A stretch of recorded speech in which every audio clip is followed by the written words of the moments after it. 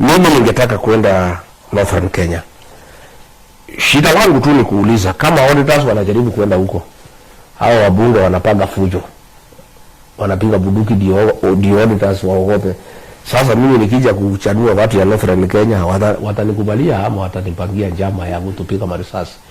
Kama mimi nataka kuongea na journalist wanawatisha wasikuje, na nikijaribu kwenda Garissa na Wajir na Mandera itakuwa namna gani? Uzuri mimi siogopi. Hata hapa kwetu William Ruto kila weekend ananipangia wakora wa kunipiga na mimi naenda tu. Tunapigana nao mpaka tunaongea na watu.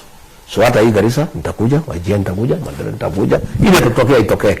Mimi najua vijana watanilinda. I know the young people will protect me. And me, I'm not a coward. I fear nothing.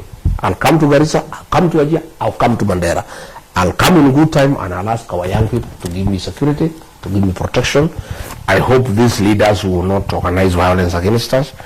They will not do things the way Ruto is doing here in the mountain, organizing goons to intimidate us, getting police to tear gas us. And even if they do, we get more popular. In fact, nikija Garissa wanikatae niongee na watu, ndio watu hata wananiamini zaidi. Hata hii sasa wamekataa maradio kuja hapa, ndio watu wanakuwa na hamu zaidi kujua ninataka niseme nini. They actually publicizing. Unajua ukikataza watu kusikiza kitu, wanauliza kwa nini unakataza kusikiza. Then we must listen. So the people of Northern Kenya will try to find out what I was saying.